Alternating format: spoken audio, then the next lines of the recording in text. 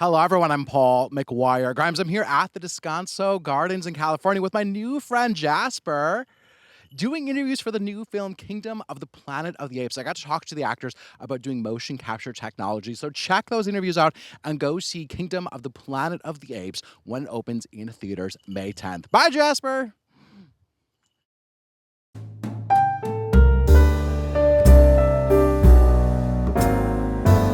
McGuire, Grimes, ABC, Minneapolis. Owen, Freya, it's really great talking to both of you today. So thank you both for the time today. I appreciate it. Yeah, of course. Thank you. Yeah, no, Owen, I want to start with you. Sure. How does motion capture just challenge you as an actor? And how long did it take to get used to what the technology is? It only took a couple days, actually. It's once you kind of figure out what you're doing as the character, that all kind of falls away. The challenge is really, you have more almost to play with than you normally do. You have another element of yourself that you're working with, but otherwise it's just the same.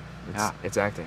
Kevin and Peter also talked about just the freedom that they had to Yeah. just play around so much as their characters and really build them kind of from the outside in. I think that's great. Yeah. Now, Freya, you play one of the only human actors in the movie. How does it then challenge you as an actor to play off someone in the motion capture technology when you can't see what their final look is? And is there like a spatial relationship that you then have to think about? Honestly, they were so brilliant at being those apes that part wasn't difficult for me. I didn't really have to think too much or imagine. It was when they weren't in the scene, because I had to shoot it also on my own for a clean plate. Clean plates, yeah. Yeah. I keep calling it slate actually, but anyway. And so that was difficult because I'd have to be talking to no one, and I wouldn't have anyone to look at. And B, who's very interested in I know, this like story. this is the fun thing about doing these outside. Yeah, Like yeah. human nature comes in. Oh, and talk to me about doing Ape School. And what did you learn from Andy Serkis, who I heard was a consultant? He zoomed with us a few times. He was very, very generous. But yeah, I mean, what he stresses most of all is that it's about the truth of the character and just being in the scene as you would, with any other role. There's no great mystery to performance capture. But Ape School was crucial. We spent 6 weeks with our movement coach Alain Gauthier, who sort of got us in touch with our bodies, led us through a lot of physical exercises and really developed our characters from the inside out and kind of let us organically find who these people were. Right. I Yeah. love that. And do you think you'll incorporate that physicality into like the next role? Like, Absolutely. How would I change it up? This movie kind of changed how I approach acting. It helped me find a joy that I think sometimes can get lost in how seriously people take the business and movie making. It's fun, you have to play. You have to have that sense of play. I love that. And you probably wouldn't think that from coming from like a big blockbuster like this and a big franchise, but I love hearing that. Freya, like, what does it mean to you then to be a part of such a long-running franchise and to have your voice in it?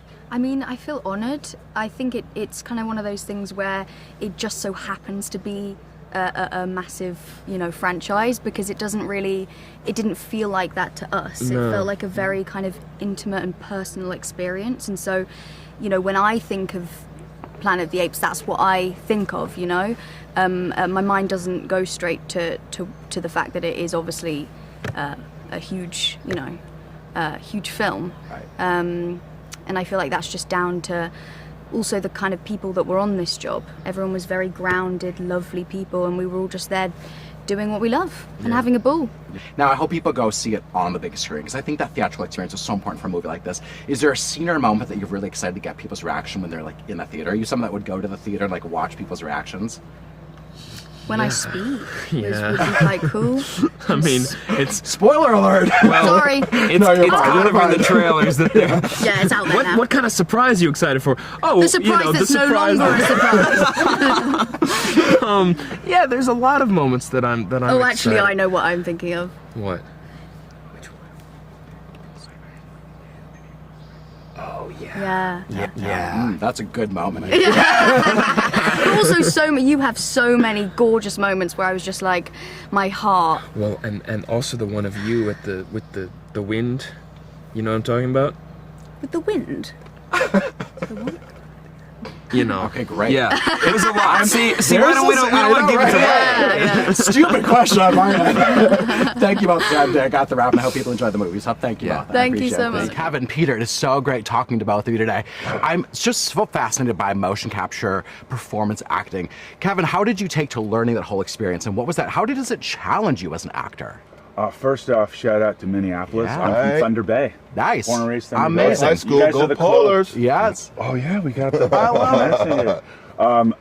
yeah, it's a really new experience where I thought I would be limited by the parameters of the technology, and I actually ended up finding it to be the most freeing experience that I've ever had, because you're really digging into your imagination and going for it. And of course we had Alain Gauthier, who is our movement coach and sensei Guru, who taught us the rules, which the rules had to do with the anatomical differences that would inform the way that we move, and we would work through it. And then through this, we figured out how to put those rules into movement, into motion, and then the character filtered in. Having those parameters makes it incredibly freeing, because it's like I know that I have to be specific, and so then I have a base in which I can operate from everything. So it's not willy-nilly. You have a set of rules, set of anatomical settings that you have to be always programmed into, and then you just go from there. Like that's the base, and then it's incredibly liberating to have that. I love how that frees up your imagination as an actor, and I think forces you to either be more expressive emotionally when maybe there's a tendency not to do that on camera. Peter, being from Minneapolis, I know that you've done a lot of work at the Guthrie Theater, which I love, and I've done a few shows there too. How does your stage training incorporate into this? Was that valuable, all of that, It's all valuable. Building that physical character? 100%. I mean, just learning, cutting my teeth on the boards, right? And talking and listening. The most important job of the actor is to listen. And so I just think the years and years and years of theater just allowed me to be present, and no matter and to ignore the technology that we're wearing, the facial, the cameras and all of this stuff is right there, but just getting down to the bare bones of scene work and talking and listening with our partners. Because we are not able to go to Video Village and play back and see what we're doing. It's like you in a mocap suit or a performance capture suit. So, you're just trusting the process, and growing up in the theater, trusting my scene partner and just telling the story for the audience, just stripping it down to the bare bones. Coming from theater, when we're on stage, there's that,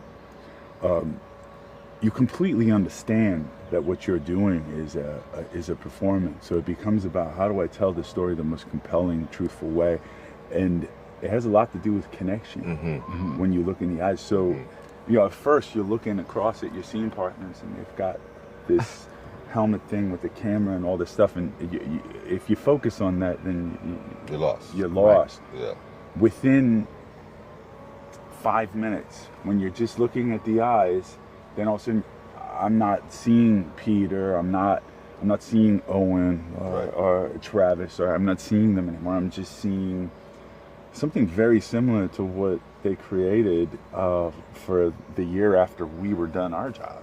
Right? It's really amazing. I think that's really beautiful. Tell me about seeing yourselves finally in character after all of that was added. Did you see the expressions that you had while filming? I could totally see my castmates when I saw the film for the first time. I'm just like, oh, that's Kevin. Oh my God, that's Owen. Oh, there's Lydia. There's Travis. So to that point, shooting and just being present and forgetting that you're wearing this equipment and connecting with your scene partner gives the animators so much to work with, and your facial expressions is being completely present. And so you give them all of this material in which they can get into the minutiae of your muscle movement and stuff like that. It translates to it just being completely recognizable. So in a way, I feel like we got away with Apes playing, and then what we see on the screen is these actors, disguised as apes underneath. It was really quite wonderful. The care and the detail and the artistry that was put forth yes, while we were working, but then all of the work afterwards. You know, Wes had said yesterday that he spent 2 months trying to figure out how to catch this one eye movement that I was doing. It was just, they wanted to honor what we did. And so he's actually doing a version of the film that he'll release with the Blu-ray, where he'll play the animated finished version along with just the version of us in our suits at the same time, so people can understand that this isn't a full animation thing. You're actually following the Watching the performance actor, and the yeah. journey. I cannot wait to watch it. I have a bazillion more questions. Thank you both for the time. I got the wrap. Fantastic. Have a great time. Minneapolis. Let's go. Yes, yes, I love it. I hope we can see you back at the Guthrie at some point hope so soon. too. That'd be I hope great. so too. Yeah.